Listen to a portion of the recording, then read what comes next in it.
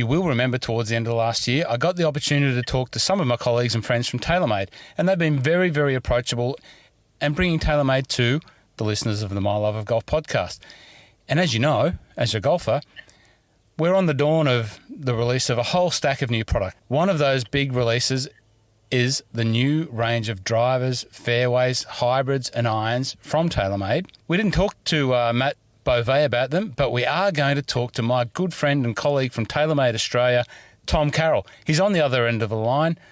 Tom, welcome to 2020 and welcome to the My Love of Golf podcast for your podcast debut. How are you, mate? I'm well, thank you, Ross, for having me. I was really waiting for the call up, and finally I've been able to join a couple of my colleagues and talk to you a bit about Taylormade and what's going on this year. Well, what the listeners won't know is that you really were one of the guys behind getting Matt Beauvais on, and also Benji, and really, I guess, giving me the permission to talk to the guys about what they do, and you've got a great story of your own, which we'll get to in a little bit. But really, Tom, it's a big time for Taylormade. It was a big year for the brand last year. M5, M6 at the start of last year. I remember sitting out there about a year ago now with Tomo Bystedt, one of the key guys in your head office in Carlsbad, hitting the M5, roll forward a year, and here we are about to see, I haven't seen it yet in what I do, but about to see the new SIM. Yeah, absolutely. What can you tell us about it? It's been a really sort of meteoric rise the last 3 to 4 years. As soon as the M products came along, starting with M1, it's just gone strength to strength. And the M5 and M6 last year was no exception to that. The introduction of the speed injected twist face really sort of changed, I guess, the world of manufacturing metalwoods, that's for sure.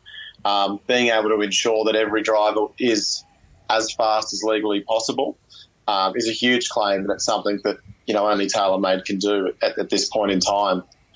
Stepping into 2020, we all sit back and we all think, geez, what are they going to come up with next, even as employees? And they've come out with SIM, which I can tell you from personal experience. I used it on the weekend for the first time, and I've definitely seen gains I hadn't seen previously with the driver. And generally, I'm sort of one of those players who probably doesn't see as much benefit as I get new models, every year with the job. So, it's exciting time, and obviously a new era of product for us brings a new name with SIM, so Shape in Motion.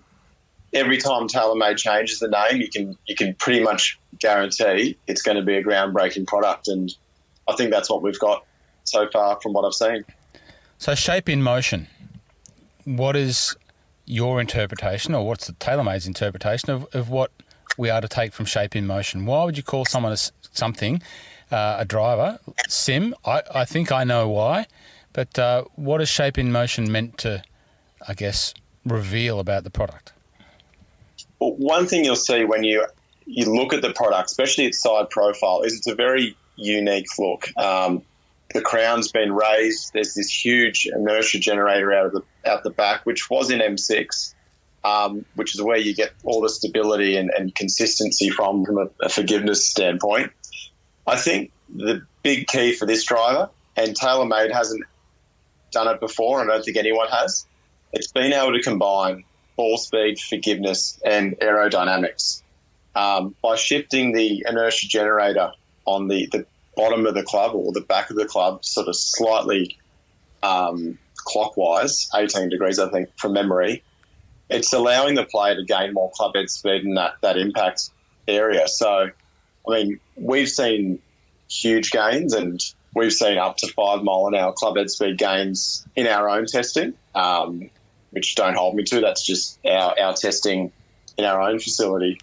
But it's the first driver that gets it all right. A few years ago, we had SLDR, which had great aero, great ball speed, but didn't have the forgiveness. We had the M2 products the last few years, which launched really high, had great ball speed, but didn't have great aero. So I can confidently say that in sort of my 6-7 years at Taylormade, I think we've got sort of the holy trinity of driver performance, if you like, in the SIM products.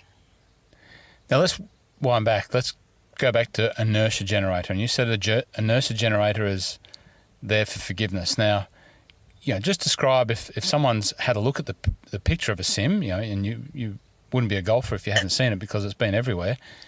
It's that large wedge-like mass or a weight that sits right at the back, yeah?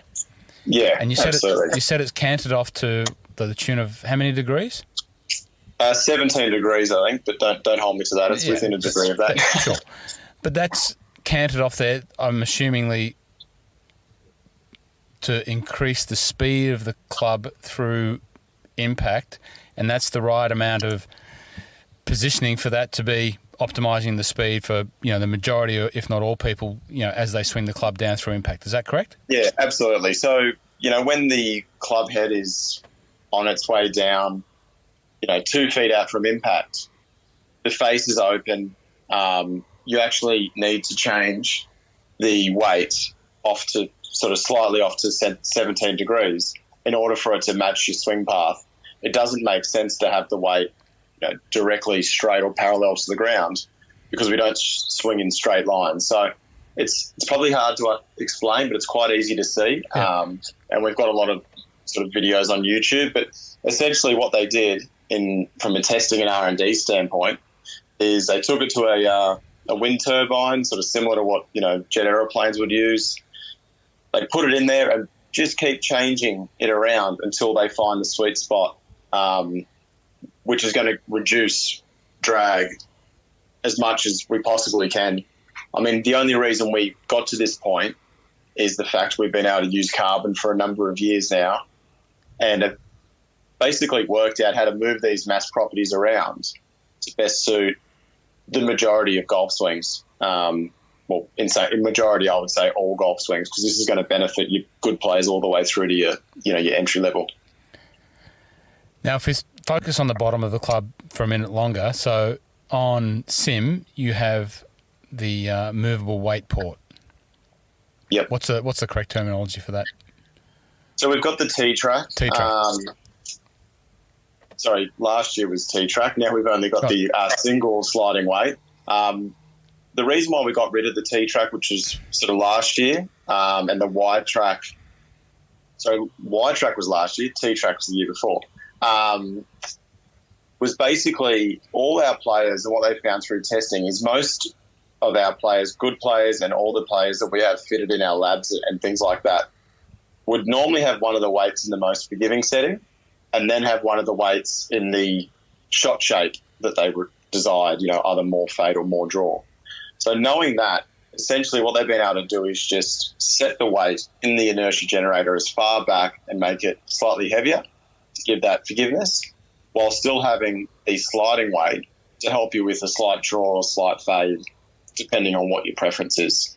By moving the weight as well, for those fitters who are probably more adept, you can actually change where the ball impacts on the face for the particular player. If he's a little, toe impact first or heel impact first, you can make these really minor adjustments that get you a really big gain down the track once you match up loft and shaft and that sort of thing.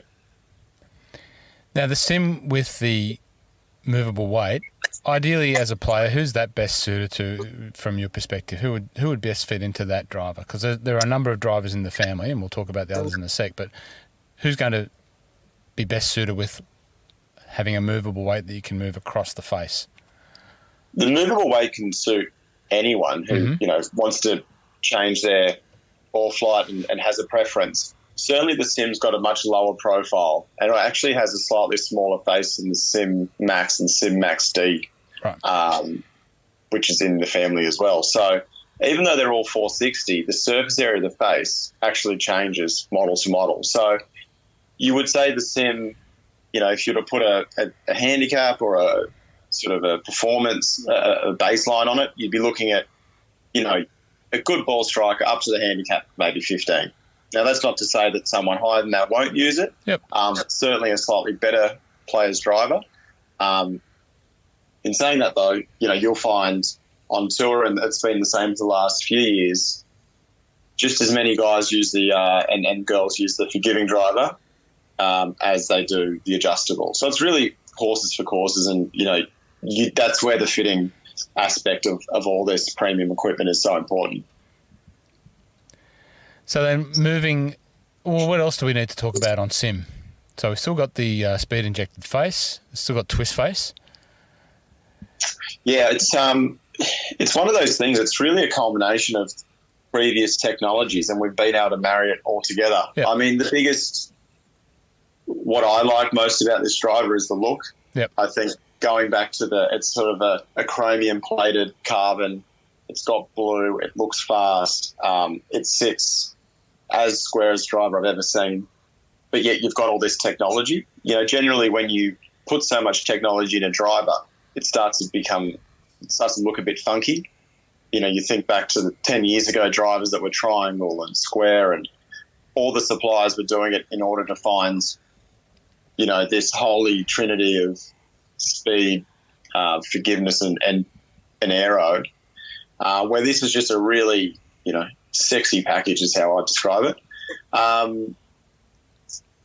The one thing that I think is probably overlooked is twist face. It's in its third year now. It's the only real technology out there in driver faces that is helping you hit it straighter on every bad shot. It's pretty revolutionary, and it's sort of gets lost a bit because we've got so much other technology in the club. But you combine a face that's helping you hit it straighter with a face with speed injection that is at the legal limit, and then you also make this the fastest driver to swing. You can't go wrong. I'm obviously biased, but you've got everything there. Not to mention, our stock shaft options. We're going the Diamana, the Project X. We've got Ventus blue and red. These are all shafts that you used to only see on tour. These are our stock shafts that you're getting in at all the clubs. Well, it's all pointing in the right direction, mate, for another absolutely successful product for you. I know that the M5 and the M6 were very successful, and both on tour, both at retail, both out there in clubland, it was very successful. Interesting today, Benji, friend and fan of the podcast, started to put up some numbers that he's seeing in the testing facility down there at Clayton, and he's just putting out raw data as he gathers it from a couple of clients that he's had, and some of those ball speed claims that you're referring to, were published there by his data there. So you've got to get out and try it, I guess. Now, what else is in the family? So you've got SIM Max. So SIM Max takes over from where M6 was. Is that correct? Correct. Yeah. So we've got SIM, which is, we'll call it your M5 replacement, full adjustability, all the bells and whistles. SIM Max, which has everything except it doesn't have adjustable weight. However, it still has adjustable loft sleeve, and the shaft can come in and out as you wish. And then we've got SIM Max D, which is growing and growing and growing. It's basically a draw bias driver. We've got a unique technology where we actually paint it so it looks like it sits open, but the club, in fact, sits 2 degrees shut. So for anyone in the past who's needed a offset or draw bias driver, they've traditionally looked really bad at address. This one just sits down perfect, and I can tell you that this is now 25% of all our driver sales are D-type drivers. So it's going strength to strength, and probably the biggest opportunity as a business going forward. So you're using optical illusion technology as well now. Is that what you're saying? By painting it different? Absolutely. So it's been in there a couple of years. Yeah. And again, it's one of those things you sort of have to get to see to believe. But when you sit the club down, it's so important that it inspires confidence. And if you're using a D-type driver, you're generally a higher marker. Yeah. And a lot of people, the ego gets in the way, and you don't want to be told you need a driver with, training wheels, essentially. And this just hits the mold. So it's incredible. And then it's got some great shaft options, super lightweight shafts in the helium by UST. It's going to continue to grow. Can we put some higher spec shafts in to the D-type? You know, for that person that just hits your reliable, you know, cutty fade, but still needs something a little stronger. Can we option a better? Absolutely. Yeah. So all the shafts are available across all the metalwood family. When you get to irons, it's a little bit more difficult because there's obviously parallel and taper tip in terms of the shafts. But, you know, Taylormade in Australia, we're basically not relying on the US anymore. So any upgraded or up-spec shaft you want will come out of our Australian factory, built in our new custom build facility. So, yeah, we encourage it, quite frankly. We want you to have a tour-level fitting and have that, tour-level equipment at the ready, regardless of where you shop or where you get fit. Have you done anything with lengths? You know, that's a topic that always I see bobbing up, you know, people using drivers that are long or short or too long or too short, you know, whatever way you look at it is, you know, and a couple of manufacturers have offered, different shaft lengths in different models. Is that something that it certainly has an impact. Yeah. And, you know, thinking back to my fitting days, length does definitely have an impact on the way the shaft plays and the feel, and, you know, so does grip and you know, a number of things. Generally, you know, the rule of thumb is we build equipment that suits the masses, you know, the 95% of golfers, and you land on a length which works both for control and power. Yep. Now, some people need more power, some people need more control, some people need something in the middle. For me, with length, if you don't change more than sort of a quarter of an inch, I personally don't think you see much performance difference. Other people say, otherwise. Again, it just points to the fact that it's just crucial to go and get fit properly. And generally, in my experience, if you've been fitted and you're fitted correctly, you'll walk out of the store with, you know, all the confidence in the world. If you walk out fitted, not quite sure if that felt great or you weren't getting the numbers you want, chances are you probably need to go back and do some testing, because these things are so consistent in terms of the ball speed and the way they're manufactured. Once you get a good result, whatever you order in will come exactly the same. So as long as it feels right and the numbers stack up, you should be good to go. Now, we've got a family of fairways that go alongside the SIM with the SIM family, and a set of hybrids and an iron family as well. That's correct, yeah? We've only got the one hybrid now. Right. That's the only change. So we, instead of having an M5 hybrid and a SIM hybrid at this stage, we'll revert to using the Gapper, which is something we brought in nearly 14 months ago now. So that just gives that sort of slightly better player, a bit more versatility with the trajectory control with the low, the mid, and the high model. But outside of that, 100% correct. We've got the SIM fairway, which is a titanium fairway using a new, what we call like a craft titanium, which is called Zartec, which is super strong titanium, super lightweight. We're the only ones that have the rights at this stage to use this particular type of titanium. And if you were to describe it to someone, you'd basically call it the craft beer of titaniums. It looks different, smells different, performs different. It's quite a unique material. And when you hit the club, I think most people turn around and swear they're hitting a driver when they're hitting the SIM fairway. We've got an 80-gram V-steel weight, so we're bringing that V-steel sole design back, which was super popular in the mid-2000s. If you weren't golfing in the mid-2000s if you were golfing in the mid-2000s like I was, and you didn't use a V-steel, you were behind the game, because that was the fairway of all fairways back in 2002, 3, 4, thereabouts. And I know guys that have still got them. I seriously know guys that have still got them. They're just, a cult classic.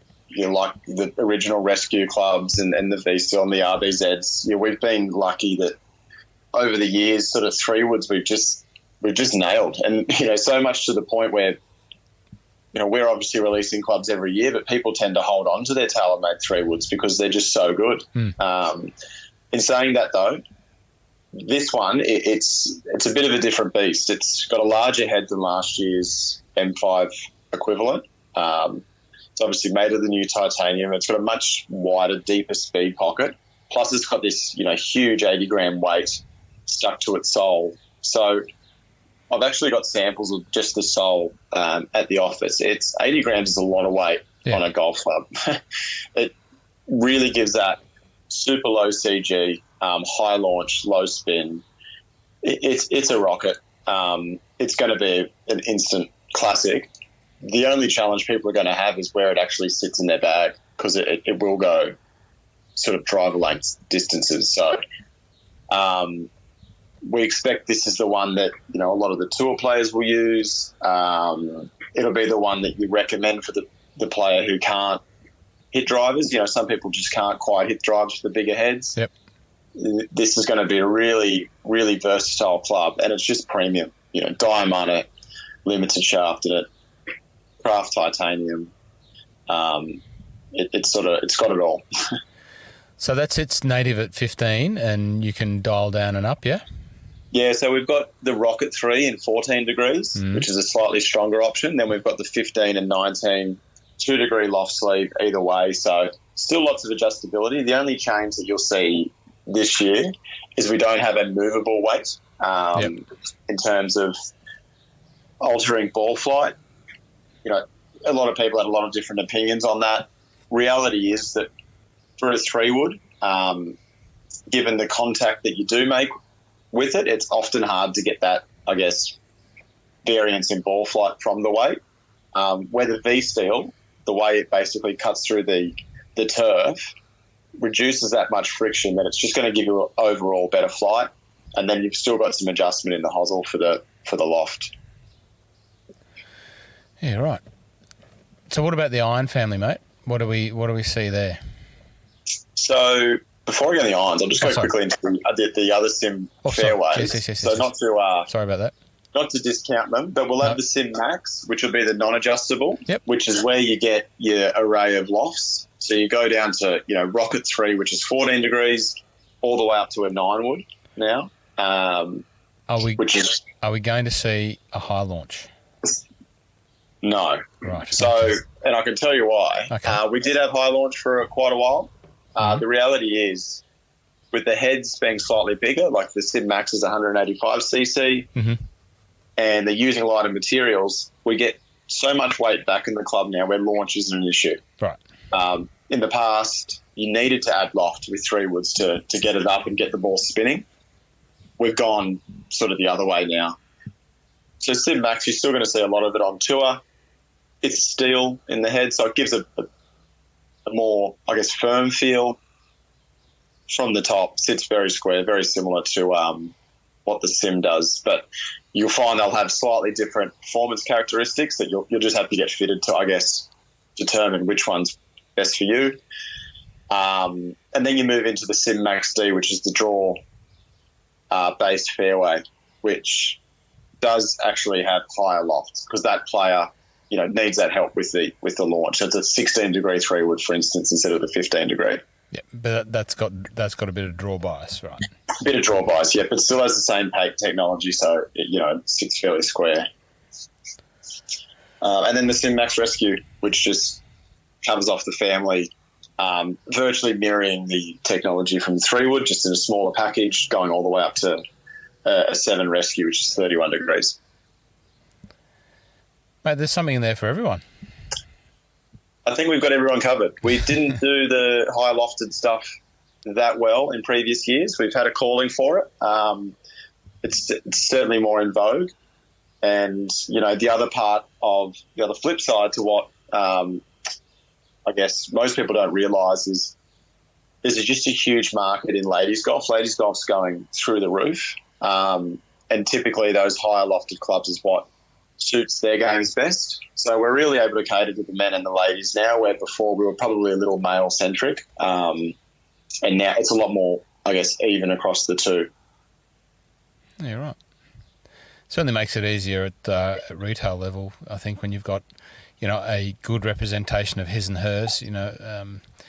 From what I can gather, the ladies do feel like they get left out sometimes when there are offerings that aren't available to them, and they know that they're available on the other side of the equation. And so that's a good play, I believe. Well done. Yeah, and with the way the clubs work now, most shafts goes in most heads, so there's sort of no reason not to cater for everyone. Yeah. Previously, there was very male-specific shafts and male-specific clubs where we've sort of just got rid of all that, and we've got something for everyone now. So hopefully that flows through at retail. So before I cut you off there, before we were about to jump into irons. So what can we see in the irons, mate? So we've gone a different way in the irons this year. Typically, like last year, M5 and M6 would have its own dedicated iron family that coincided with each product. Yep. Now we've gone to SIM Max and SIM Max OS. So basically we've got 2 game improvement irons with slightly different profiles. So the SIM Max, slightly thinner top line, still generating a lot of ball speed, still geared towards a higher handicapper or someone who needs to get a bit more distance, a bit more launch.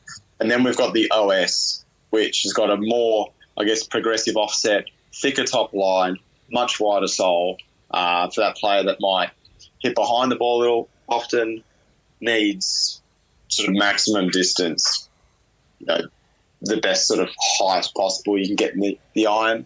The other reason for this is between our M5 and P790 irons, there wasn't a whole lot of difference, and most people migrated to 790. Yep. So we wanted to make it very clear that the SIM iron product is very much game improvement, and then the P790, which is, incredible, everyone loves it, is that club for that more advanced golfer who likes that, traditional look, forged feel, that sort of thing. Still unbelievably popular. The P790 is still... Once someone has a little hit of that, it's very, very hard for them to choose anything else.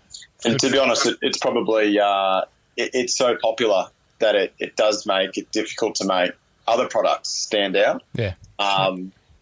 Where with the SIM product, the new technology, or I would say probably more improved technology, with the speed pocket and the speed bridge is much more obvious. So the speed pocket basically means that behind the face, there's just filled with sort of a rubber, if you like, which gives you maximum flex. Mm-hmm. That rubber also works as an echo dampening system, which makes it sound like a forge club, and sound is basically feel. So if it sounds soft, it feels soft. And then you've got this big speed bridge across the back, which combines basically the top to the bottom of the club, which is very visible. You can feel it, you can touch it, you can see the gap between the bridge and the face. So it's quite easy to see where, the bounce effect, if you like, comes from in these clubs. And they're just in a really nice technical looking package. I'm probably most excited about the irons, to be honest. Yeah, right. Okay. Mate, I think with that, if there's anything that we've missed, I'm sure we can come back to it. But I think that's a pretty good and solid rundown of what I think is going to be one of the significant new releases this year. Absolutely. Is there anything else, mate? There's if you want to go into it, there's so many technologies that we've carried through these products that people would know from previous products, sort of like into inverted cone technology, which has been there since R7. It's continuing through. Yep. We've got an ultra thin face. So inverted cone is in behind the face, so you can't see it from. Can't see it, but it's in behind, so it's that ring around the center of the sweet spot, the ball striking area. Yep. Yeah. So and the cone in the irons as well, which is quite unique, is moved dependent on the iron. So from memory, for the long irons, it's slightly more to the toe because you're more likely to hit a long iron off the toe, and then the shorter irons, it's toward the heel. Other things like the face of the iron itself is 1.5 mil thick. So last year's was 1.7, now it's 1.5. That is very thin, if you can imagine that. So couple of sheets of paper, you know. Yeah, there's just it's amazing that there's so little there, yet it still feels as soft as it does in the irons. But overall, I mean, it's the whole sort of mission statement behind Taylormade is the number one performance brand in golf. You can listen to us talk about it from the company, but at the end of the day, go and test it, go and compare it to our other competitors. If the performance doesn't stack up, it just simply wouldn't have gone to market. So that's what we stand by. And, February 7, you'll see it in stores. Some might have it slightly earlier for testing, but Feb 7, you can buy it and take it home and go from there. Well, mate, I really appreciate you giving us a little bit of an early insight into it. February 7, that's the time when it'll be on sale. So testing kits shipping out soonish, is that right? You'll see that in your retail? Yeah, so Select Fit, which is the iron components, it's already gone? Already out basically, there. Yep. Already out there. After the sort of 25th, the metalwood fitting packs will be going out, and then stock will be in store for Feb 7. So we've got a couple of launch events happening around each of the major states, which can be found at the Taylormade website or the social channels. But basically by sort of the 25th, 26th, there'll be products at retailers, ready to test and pre-order for Feb 7. If you guys want to test a sim driver, hit me up. I can point you in the right direction, I'm sure, can't I, Tommy? I can point the guys in the right direction if they want to test a sim, you would think? Absolutely. We've got plenty in the warehouse. We'd be happy to get them out and get them in people's hands. Now, if you want to test one, let me know. Let me know, and I can help you out for sure. Now, you've got a pretty sizey role there at Taylormade in Australia, Tom, and you've worked very hard to get there. And we've known each other for, you said 6 or 7 years, so I reckon we've known each other for most of that time. And I feel like I've partnered with you in that journey and your rise to, up the ranks. And you've got a big role.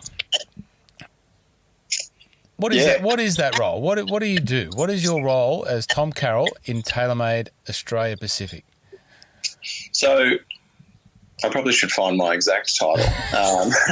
Well, it's a good point because you are jack of all the trades. You are the go-to man for a lot of things.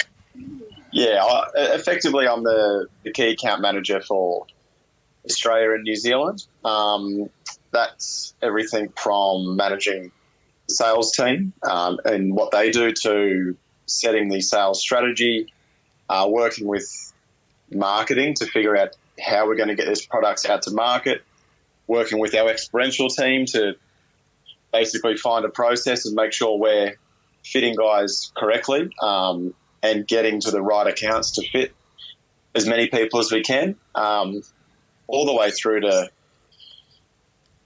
sort of some parts of the finance side of the business, which I'm not great at, but we make it work. But yeah, sort of I've got a touch point on every part of the business, I guess. And the goal of my role is to work with all our major retailers to essentially service Taylormade in the best light, make sure you have everything you need to successfully sell the product, and then in turn, hopefully that drives a result for Taylormade in Australia and New Zealand, which then funnels back into the European team, which funnels back into the US team. So I do a fair bit. And you work pretty closely alongside the boss, yeah? Yeah, absolutely. So Andrew, our general manager, he basically oversees it. We're a pretty tight team. Yeah. In Australia.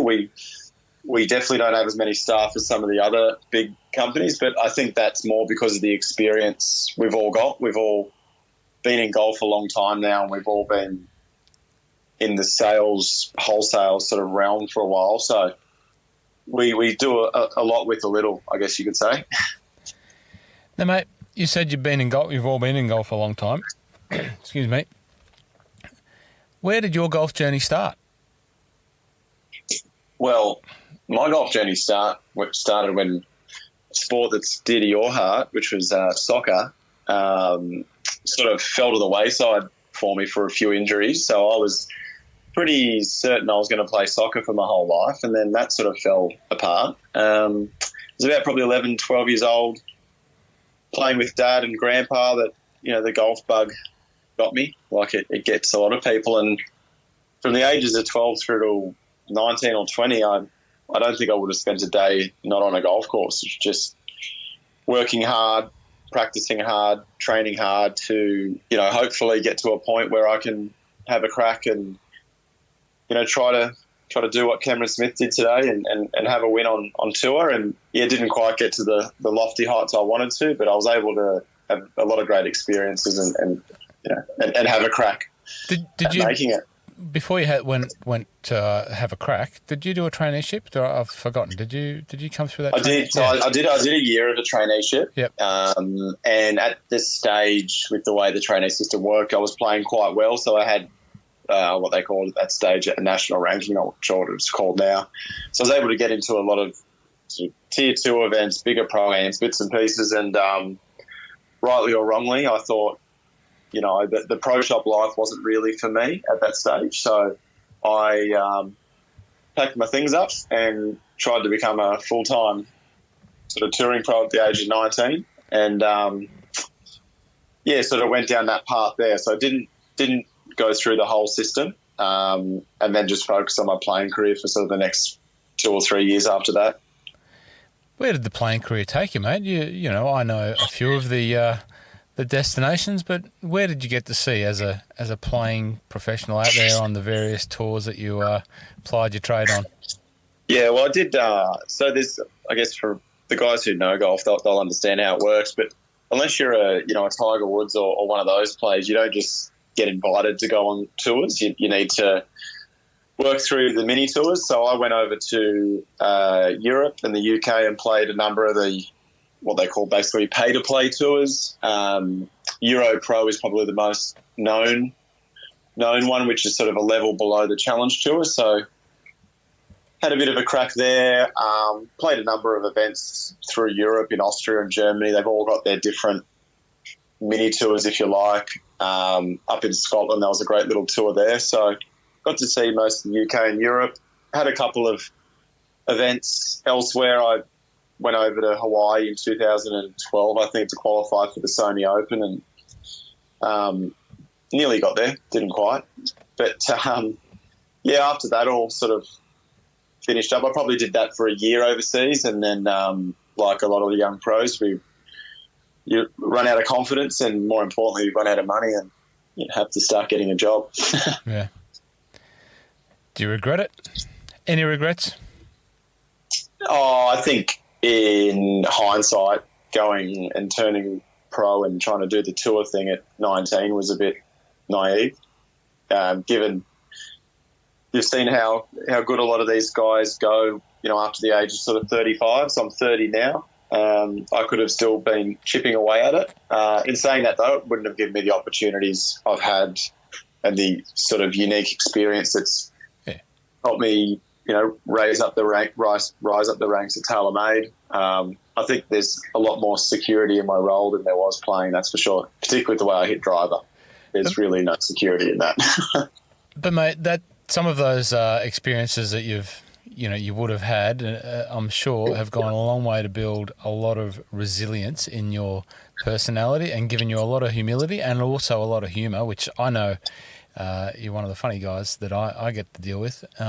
So I'm sure that gave you that very solid foundation and made you very resilient, and that's a very, very, very strong trait to have, especially, when you're working in the golf industry, when you're working with some of the big retailers, and there's a bit of, not argy-bargy in a bad way, but, there's always a bit of posturing, as there is in any business. And I think that's probably at a young age, 30, you're still a young fella, giving you a lot of skill and ability to be able to deal with any of those sorts of stuff that comes at you.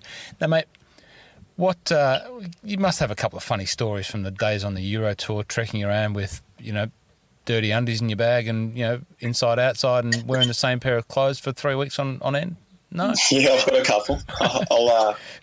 The funniest one, I guess, was I was there travelling with a pro, and we were going up and down the UK so often that we thought it just made sense to buy a car.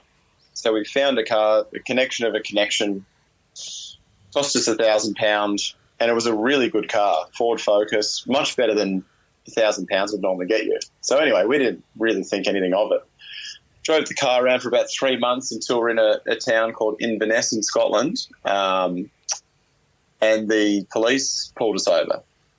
And at first we thought maybe one of the lights were out, or the blinker wasn't working, or something like that. Anyway, it turned out we had purchased a stolen car. So, because my mate was driving at the time, he got locked up for maybe a day or two. I think I headed to the pub, and our trusty car was never seen again. They actually gave us access back to the car and said, you can, we've got to the bottom of it, blah, blah, blah. But you need to go and get it insured, and we basically didn't have enough money for the insurance. So the car is potentially still in Inverness in Scotland without us in it. So Inverness isn't really close to too much. It's a good 4 hours away from the bigger town. So it wasn't close to anyone. And by the end, we were going and spending so much time in Inverness, and I don't think they'd seen Australians before we were somewhat celebrity there. I actually ended up living there for about 3 months once golf was over, because I had somewhere to stay there for free and I couldn't basically get home from the UK. So, yeah, that was a fair story. See, mate, us Scots, we'll take in all the waifs and strays, and you'll always get a feed, you'll always get a drink, and you'll never be without a roof over your head if you're out in your lonesome in Scotland, mate. Someone's always there to look after you, buddy. That's pretty accurate. So, it was, at the time it wasn't that funny, but looking back now, it's one of the better stories. Do you still stay in contact with your criminal partner in crime? No, I don't. Right. To be honest, we sort of after we both realised we weren't going to make it, he moved back to Sydney. I stayed in the UK for a bit longer, trying to, hold on to some hope that I'd get a job that allowed me to practice and play and, stick it out. And by the time I got back to Sydney, I only worked for probably 6 months before I got the role with Taylormade in Melbourne, and then that was me done in Sydney. So, any other good stories from the tour, life on tour, mate? Any other time when you were down on your last penny and you sunk a putt to win 30 quid or something like that? Probably the better one was the first Pro-Am I won in Australia. It was a Monday. It was a sort of trainee Pro-Am. We were at a place called Oberon, which is sort of Bathurst-ish. Yeah. There's not much good comes out of there, to be honest. Sorry for the people listening in Oberon. I actually love it. I was great motorcycle riding country in my previous life, but I love it up in Oberon. Bit cold. Yeah, bit cold in the winter, but cold. It was cold. It was. I can tell you the day was March 2nd. It was my birthday, and we all got there on a Sunday and thought we'd celebrate the Sunday night, my upcoming birthday, and we had a 7 o'clock tea time, and there was only one place to go, which was the hotel we were staying in. It was called the Big Trout, and I'll never forget the Big Trout. So anyway, we were, carrying on to the early morning hours, and when we were at breakfast, the hotel manager came up to us and said, you boys planning on playing this tournament next year? And we're like, yeah, love it, can't wait. And she's like, well, you might want to find somewhere else to play. You're all banned. So I think 6 or 7 of us got banned. I think we got a couple of breaches. So if you don't do the right thing at a PGA event, you get a $250 fine. The good news story was I went out, domed my first tee shot, and had 7 birdies after, won the event, and my mate, who also got a fine, came second. So we finished on top, but it was a long way to get there. Oh, dear. Now, what else, mate? You had a little bit of stint in New Zealand with Taylormade. That was a good move for you going across to New Zealand. How long were you there for? Yes, I did a year over there essentially running the whole New Zealand operation. So, yeah, it's great. I mean, it's a great golfing country. Some of the, greatest courses I've ever seen are in New Zealand. Really, sporty, passionate people. Incredibly difficult to get around New Zealand, though. From north to south and west to east. Very hard to get around, particularly if you're selling golf clubs. But career-wise, it was a great move.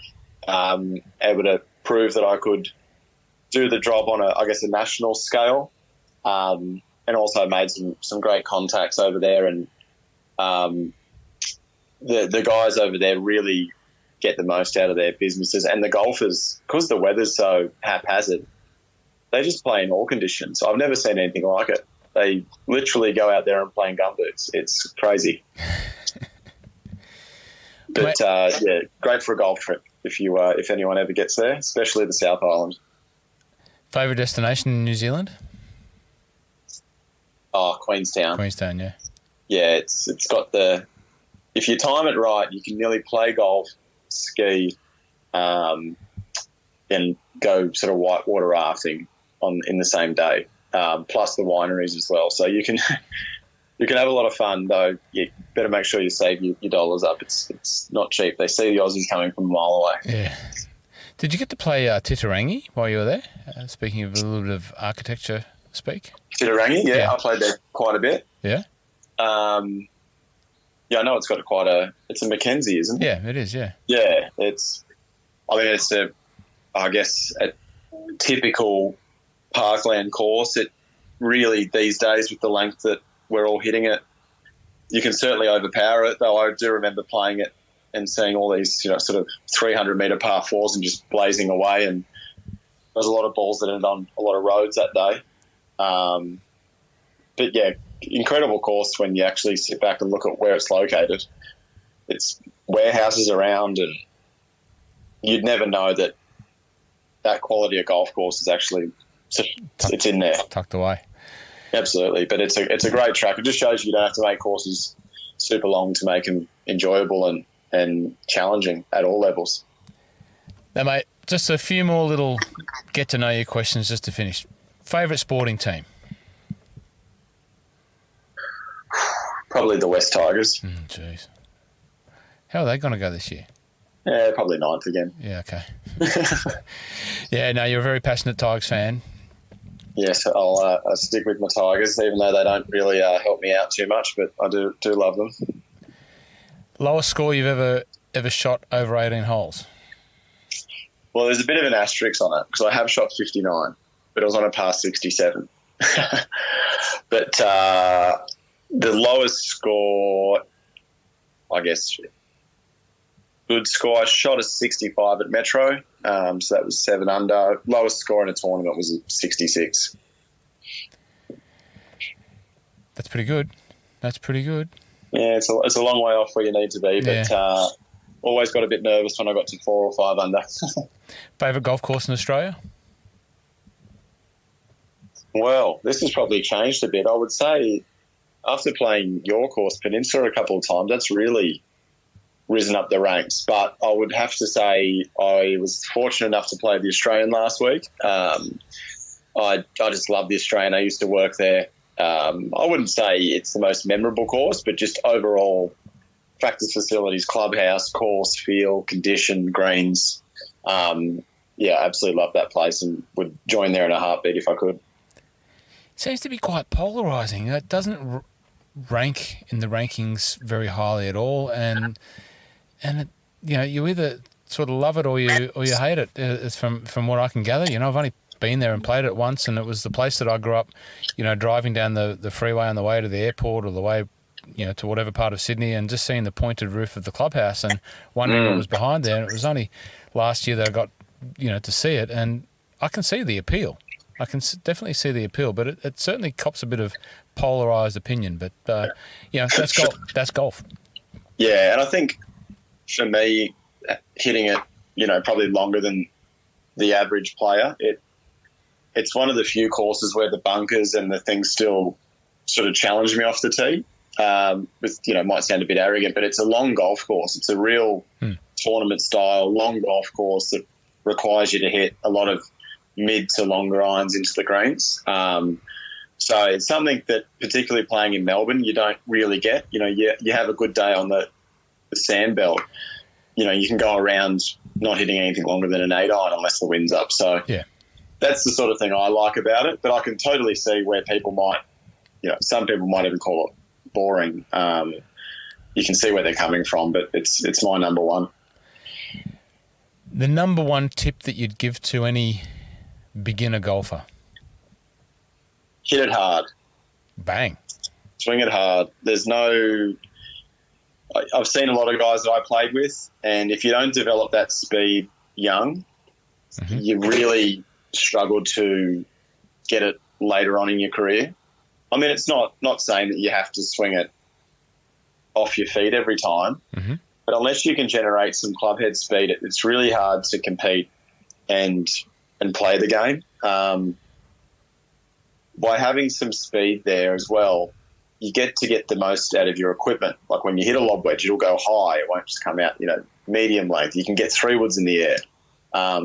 If you don't quite get that speed up, it's a real struggle. And then once you're in that tempo of swinging it slowly through the ball, you can't teach people out of that, in my opinion.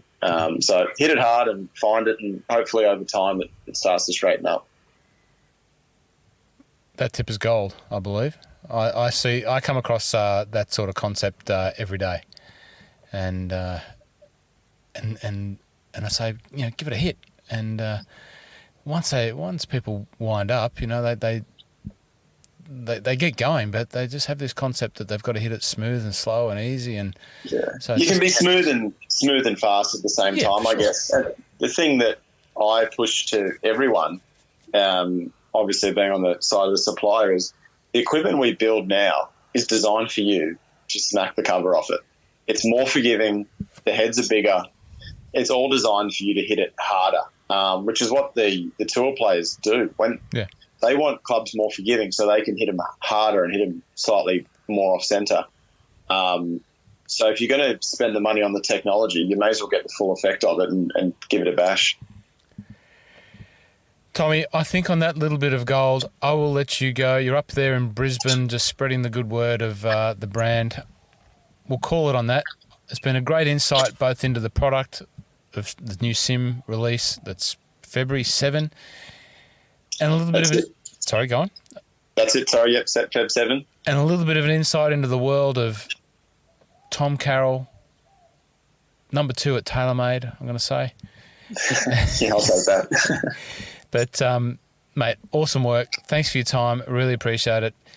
You've been very kind to me in all of the stuff that you've done for us at Taylormade. Appreciate it. Appreciate you, mate. Best of luck for 2020. Thanks for being the first guest on the My Love of Golf podcast. Where can we check you out personally? You still doing any Instas? You doing any of that sort of Twitters? I keep a low profile. Yeah, you do. LinkedIn, you can find me, and if anyone wants to get in contact, no problem. If Roscoe, you want to pass the details on. Beautiful. It's all good. Tommy, thanks very much. Thanks for joining us on the My Love of Golf podcast for the first one this year. Great episode. Appreciate you. Looking forward to having you all on board. If you have anything you want to talk about, hear about, any more product information, any golf course information, any interviews, any recommendations, thoughts, tips, travel, let us know. And if we can't bring it to you, we will try and find someone who can. Thanks again. Until next time, thanks for listening.